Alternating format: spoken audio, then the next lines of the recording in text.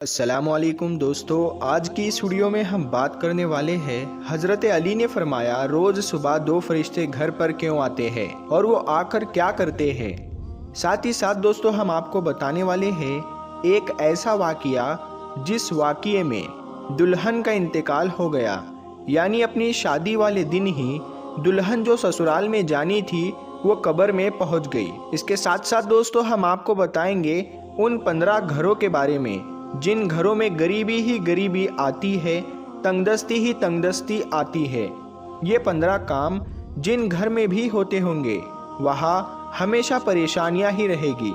پیارے دوستو سب کچھ بتانے والے ہیں، بس آپ اس ویڈیو کو آخر تک دیکھتے رہیے۔ ویڈیو شروع کرنے سے پہلے آپ اس ویڈیو کو ایک لائک ضرور کریں اور زیادہ سے زیادہ شیئر کر کے اپنے کچھ قریبی لوگوں تک ضرور پہنچائیں۔ تو چلیے ویڈیو شروع کرتے ہیں۔ حضرت علی کی خدمت میں ایک شخص آ کر کہنے لگا، یا علی، دن کے آغاز میں سب سے پہلے کیا ہوتا ہے؟ تو حضرت علی نے فرمایا، اے شخص، دن کا آغاز 2 فرشتوں سے ہوتا ہے۔ ایک فرشتہ گھر گھر جا کر دعا کرتا ہے اور دوسرا فرشتہ گھر گھر جا کر التجا کرتا ہے۔ تو وہ شخص کہنے لگا، یا علی، کس بات کے لیے فرشتہ دعا کرتا ہے اور کس بات کے لیے التجا؟ تو حضرت علی نے فرمایا، میں نے اللہ کے رسول صلی اللہ تعالی علیہ وسلم سے سنا کہ صبح سے پہلے 2 فرشتے زمین پر آتے ہیں اور گھر گھر جا کر دیکھتے ہیں جس گھر میں کوئی ایسا بندہ ہوتا ہے جو اللہ کی مخلوق پر خرچ کرتا ہے، اپنے عزیز و اقارب پر خرچ کرتا ہے، اپنے گھر والوں کی ضرورتوں کو اپنا فرض سمجھتا ہے، تو ایک فرشتہ اللہ کے دربار میں دعا کرتا ہے کہ اے اللہ، اس کے ہاتھ کو کبھی تنگ مت کرنا، اس کی نعمتوں کو بڑھاتے رہنا تاکہ یہ ایسے ہی اپنے عزیز و اقارب اور گھر والوں پر خرچ کر سکے۔ اور دوسرا فرشتہ ڈھونڈتا ہے کہ کہیں کوئی گھر ایسا تو نہیں جس گھر میں کوئی ایسا شخص ہو کہ وہ اپنے گھر والوں پر، عزیز و اقارب پر مال خرچ نہیں کرتا ہو، وہ چھپا کر رکھتا ہو، یعنی اللہ کی مخلوق پر خرچ نہیں کرتا ہو۔ یاد رکھنا، جب وہ کسی ایسے انسان کو دیکھتا ہے جو اپنے مال کو اکٹھا کر کے انسانوں سے چھپا کر رکھتا ہے تو وہ دوسرا فرشتہ اللہ کے دربار میں فریاد کرتا ہے کہ اے اللہ، اس بندے سے اس دولت کا سخت حساب لینا اور اس بندے کو دنیاوی دولت سے محروم کر دے، کیونکہ یہ اپنی دولت تیرے بندوں پر خرچ نہیں کرتا، اپنے گھر والوں اور عزیز و اقارب پر اپنے مال کو خرچ نہیں کرتا، محروم رکھتا ہے، اور یوں عزیز و اقارب پر خرچ کرنے والا دنیا میں فراوانی اور آخرت میں عظیم اجر پاتا ہے، اور جو دنیا میں اپنا مال اپنے عزیز و اقارب پر خرچ نہیں کرتا تو وہ دنیا میں رسوائی اور آخرت میں سخت عذاب دیکھتا ہے۔ پیارے دوستو اب ہم آپ کو وہ واقعہ سناتے ہیں جس واقعے میں دلہن کا انتقال ہو گیا، یعنی اپنی شادی والے دن ہی دلہن قبر میں پہنچ گئی۔ دوستو یہ واقعہ سعودی عرب کا ہے۔ ایک لڑکی کی شادی تھی، اس کی تیاریاں چل رہی تھی، دلہن کو سجایا جا رہا تھا۔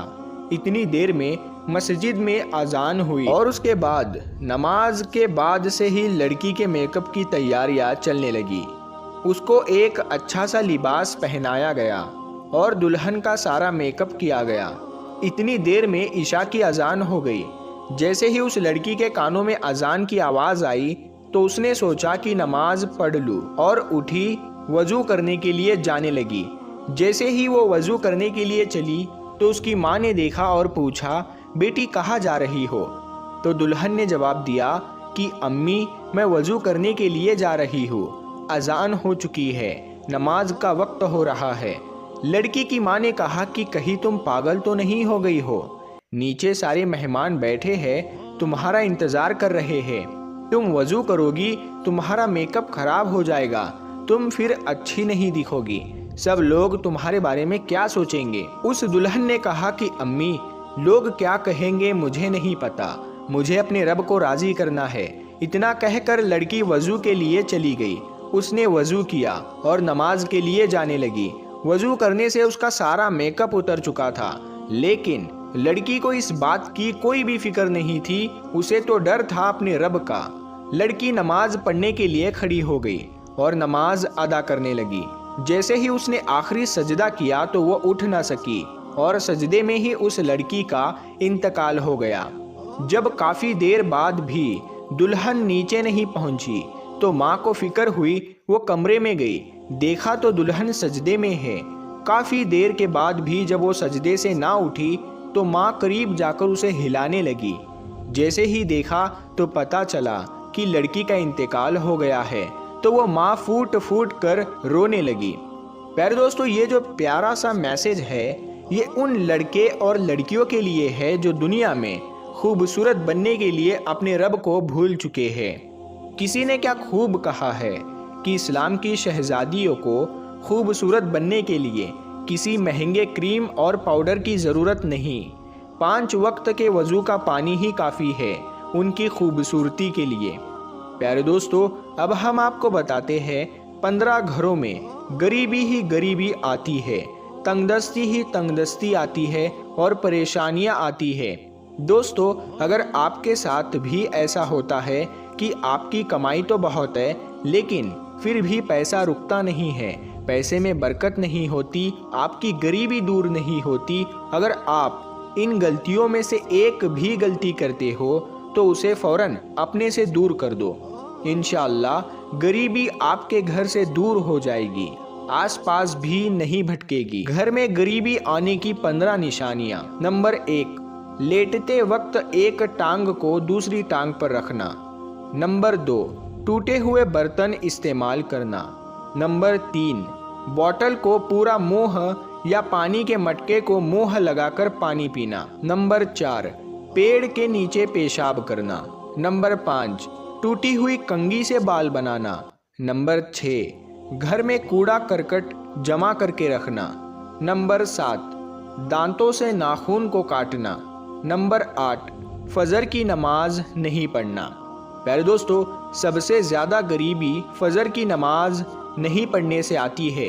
अगर आप फजर की नमाज नहीं पढ़ते हैं तो उस घर में गरीबी का आना तय है। नंबर 9, झूठी कसम खाना। नंबर 10, उल्टे लेट कर सोना। नंबर 11, मेहमान के आने पर नाराज़ होना। नंबर 12, औरतों का खड़े खड़े बालों को संवारना। नंबर 13, गुसल खाने में पेशाब करना। नंबर 14, घर में बड़े लोगों को नीचे बैठा कर खुद ऊपर बैठना।